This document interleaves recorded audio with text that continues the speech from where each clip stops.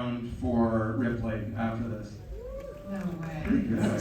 How many of you have dogs that you have to be at tomorrow morning?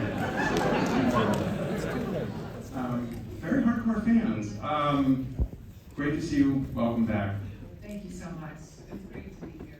I want to ask you, first of all, about scenes that I think were shot or written but are not in this movie. And one of them is the review that you get for your performance, which was written, and I think we don't need to know what it says, but what did it say? It was pretty eviscerating. Yeah, it was tough.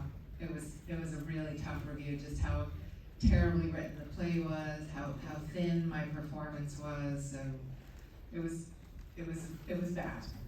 And are you in the scene that was shot, or was it written and never shot? It was just written just for me to understand. Okay. And Josh and Ronnie, the writers, really went into great detail to write the whole review out. And it's just FYI, this is what you're hearing on the phone. It's like, oh, thank you. I guess that counts. I'm going to ask you about making this movie, but I want to go back to the idea of returning to acting. Was it, I'm going to return to acting, this looks interesting, or this looks interesting, I'm going to return to acting? You know, if I'm really honest, it was just. No, lie. You know, I hadn't done a movie in a really long time. I was kind of focused on my business and, you know, primarily raising my kids for a long time. And then all those dicks went to college and left the house. So I was sort of contemplating this big life change that was happening, and if I wanted to stay in Los Angeles, and I don't know, it sort of like put everything into play. And then Josh called me, and honestly, I had been so kind of living under a rock for a minute that I didn't even know who Josh was. You had not seen Uncut Gems, no? No. Okay. And I wasn't really familiar with Timothée Chalamet's work. Obviously, I knew he was like a totally overrated star. And so the more I looked into it, and I met Josh, and I really liked him, and so I thought, you know what? Okay, maybe I'll go back and do it, and so I did, and I'm so happy I did, because I think the movie's pretty unique and special. When you stepped on set the first day, what surprised you the most about being back on a set that maybe you didn't expect, or maybe you expected? What was that first day like? I was very nervous. I really hadn't, you know, I had done like a few days as Pepper Potts, kind of scattered. Do you guys know who Pepper Potts is? So I love Pepper Potts, and it's wonderful, but it's not like a stretch at this point, you know what I mean, to play her. So it had been a long, and even so, it had been 7 years since I had been Pepper Potts, I think. So I had a lot of trepidation about going back and would I remember how to do it. And the first day back was actually the scene where we're rehearsing the play, and it was very fortuitous because I grew up doing theater, and you know the camera was kind of far away in the audience, and we were blocking it out, and it was almost like there was no camera there. Mm-hmm. And so I felt like, oh yeah, I remember how to do this, and it kind of came back to me.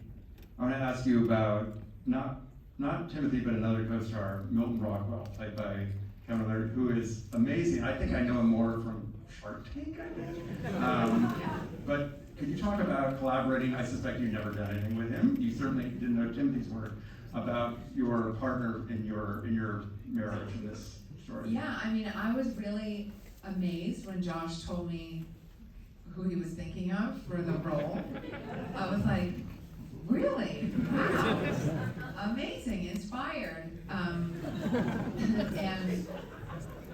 he really knocked it out of the park. I mean, and I think Josh, you know, the conceit was to have somebody play that part where Josh really wanted it to telegraph a whole value system around a guy, and I think Kevin O'Leary does that, right?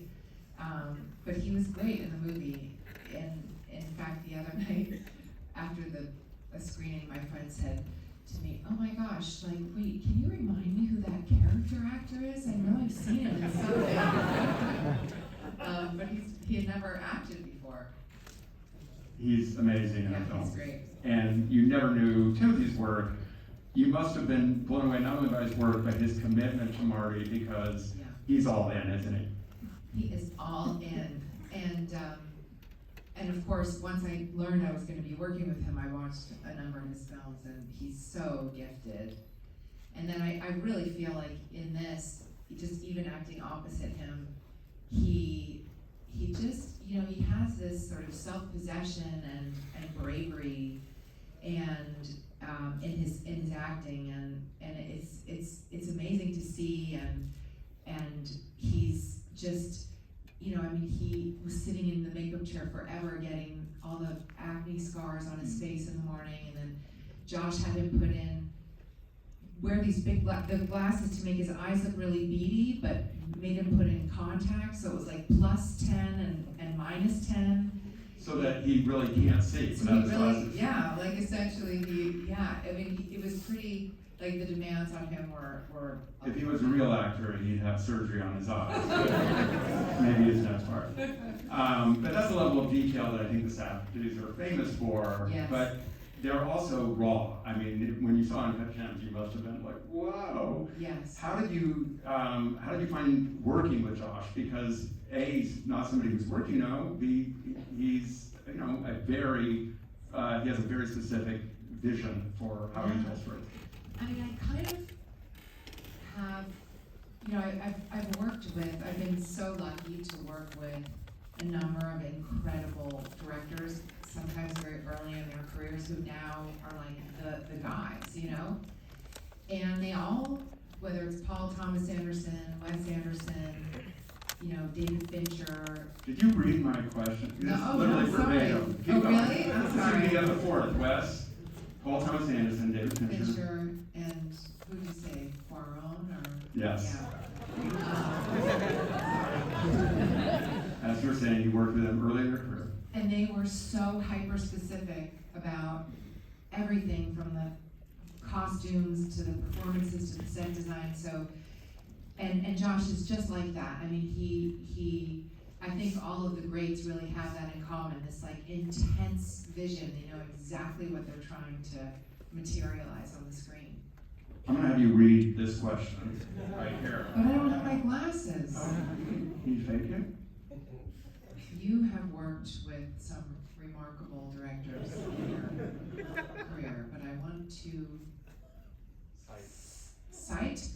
I want to cite 4: Paul Thomas Anderson, David Fincher, Alfonso Cuarón, Wes Anderson. Keep going. There's the question part. You are collaborating with them very early in their careers. When a filmmaker does not yet have a body of work, what do you look for in decoding whether or not you want deciding whether or not you want to work with them? Thank you. Thank you for the humiliation.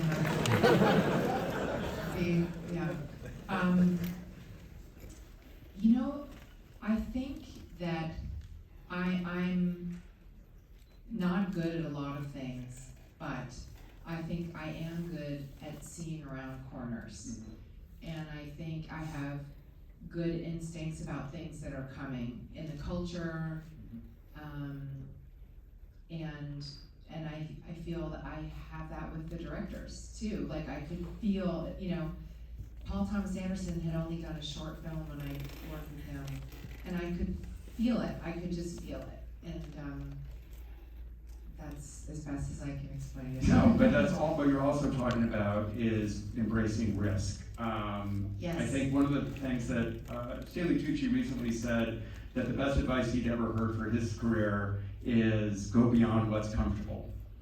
Director Ang Lee has said he'll only do something that scares him. And I think, you know, nothing ventured, nothing gained, but we're conditioned, especially in this business, to avoid risk at all possible moments. And sometimes if you envision the worst outcome for a first-time director, you don't want to do their film. So there's also optimism. It's belief in that artist and his or their idea that they're going to be able to tell their story. Absolutely, and I think I'm not that risk averse when it comes to, like, if I have an instinct that something is going to be different or exciting, and I too, I have that in common. Like I want to be challenged, and I want to be brought out of my comfort zone. And so often it's those directors who have that extreme vision that they're the ones to push you there. I'm going to ask you about Kay Stone. Do you have a conversation with Josh about her career up until this point? Do you imagine that she's kind of been Hitchcock adjacent, not quite there, but close? What do you imagine her story is? Well, Josh sort of, and Ronnie kind of wrote it all out, that she was kind of a corn-fed Midwestern girl that had dreams of stardom and had gone to New York and maybe doing some showgirl vaudeville kind of stuff, and had some hard knocks on her way up, and then got a big break and really would have been a star in the late 30s and early 40s. And so we thought, she was a big star, but probably not at the tippy top. But she's also somebody who is talented, but maybe not quite talented enough, which is a very tricky thing to play as an actor. I don't know if you've seen Sentimental Value, Elle Fanning. So Elle Fanning's doing a very similar thing where you're playing an actor who is good, but maybe knows they're not good enough. And that's a trick for you as an actor to play. Can you talk about that fine line? Because you gotta be good at the part, but you can't be too good as the person that you're playing, if that makes sense. Yeah, I think the play itself, it's not great dialogue, and then it's just sort of finding your way between, because you want the commitment to fully be there, and then yet there's just a slight miss. So you want to believe that the New York Times, you want to hope that the New York Times would give a good one, but you can just kind of understand why they didn't. So it's hard to play that. I'm going to ask a little bit more about the decision to make this and what it meant to you in terms of your priorities, because is this something where you say, I'm one and done, or do you discover something about your hunger to play parts that maybe you didn't think you felt as strongly as you did until you start working again? Yeah. I think my life has been so unusual and, kind of nuts and wonderful, and I've really chosen to do things kind of in my own way, and I've done some, I've made some choices that are probably not that easy to understand, but I've always followed my own, my own instinct and my own desire to really become the full iteration of whatever the next thing I'm supposed to be. And I really didn't know if I was gonna go back to it. I didn't have a big calling to it, and I don't know, I guess it will sort of take some self-exploration to understand if I was in denial or I sublimated it, or really did I just not want to. I think I need to probably go to therapy and figure that out. But what I can tell you is when I got convinced to go to this film and kind of got stuck back into it, I remembered how much I love it. We're going to see another one of your films, Ripley, after this conversation. And when you think back to that film, what kind of memories does it trigger, or any film? Is it about the production and the physical production itself, the part you're playing, how it was received? When you think about, let's just talk about Ripley, what do you remember from that movie? It was a wonderful experience. I think it's a beautiful movie. It's funny that, these are like my two 50s characters, Kay Stone and Marge Sherwood. So it's kind of, they're sort of, bookended in a funny way. But I remember working with the cast the most, like Jude, who was like unimaginably good looking, and Matt Damon, who incredible. Like he is so good in Ripley, and Philip Seymour Hoffman and Kate Blanchett. Like we had the most amazing, and we all had a really good time together. We were in the most beautiful setting. The movie takes place largely on Ischia, and it's very compelling. You know, I think there's something about that Patricia Highsmith novel. I mean, did anybody see that amazing Ripley that was on Netflix? The Steve Zalian so one? good, Yeah. so different to the A little film. gayer, yeah. Pardon? A little gayer. Little gayer. Yeah. Yeah, I mean, Ripley's pretty gay too.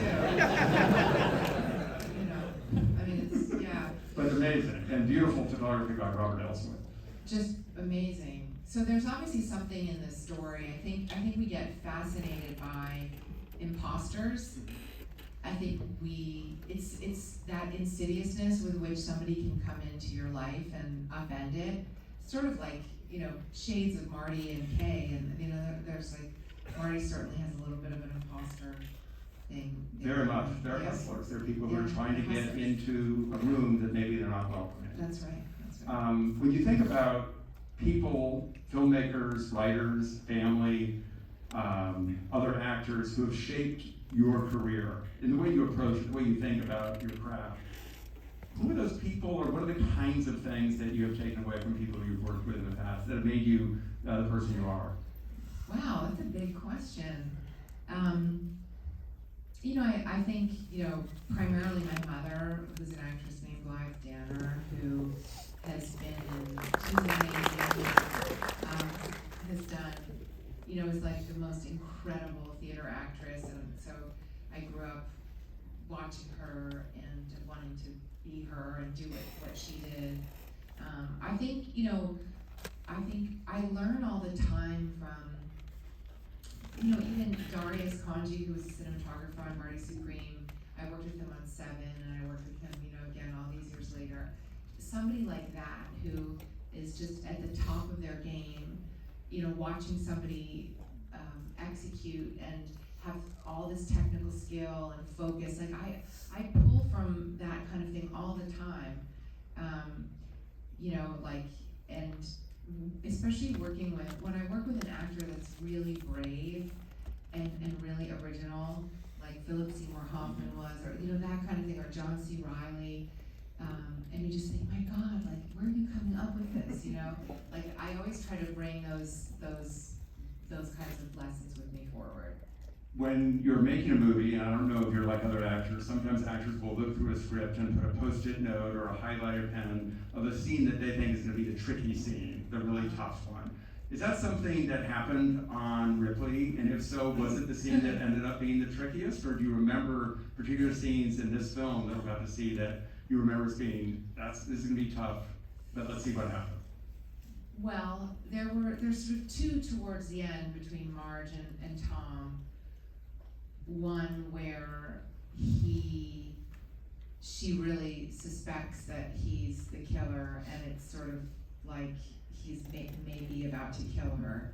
And it was a very intense scene, and we did it a number of times over and over again.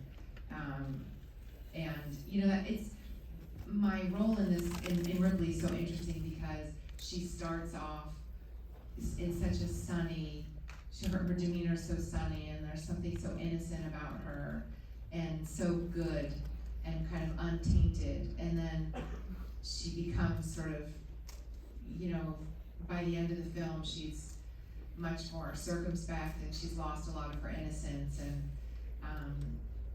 there's a scene at the end of the movie where I sort of confront Tom Ripley, and I thought, oh, this is gonna be a difficult one. But it wasn't. I love to beat the shit out of that. I have a couple more questions. One is, we're talking about your body of work a little bit. Is there something you have made that you thought really turned out well that nobody saw? That you're like, and what were those, if people are like, what's the lost Gwyneth Paltrow movie that I should go check out? What would you put on their list? I did a film called Sylvia, about Sylvia Plath, that I think nobody saw. Which I kind of don't blame anybody. It's pretty sad. I mean, it's definitely not like a popcorn. It's not like, you know. But I think it's maybe my best work. Wow. If the answer to this question is sliding doors, that would be ironic. But if there was an if-then moment in your career where things could have gone in a very different direction, do you know what that decision might have been? I mean, I guess I would have to say when I took a break from my break and came over to do a TV show called Glee.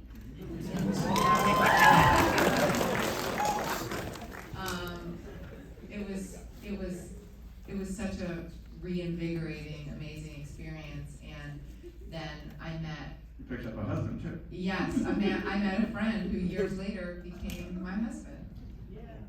Who, I will say, if you haven't seen his interview with Jane Goodall, you have to watch it. It is spectacular and incredible Q&A with an amazing person. It's called Famous Last Words. It's on Netflix.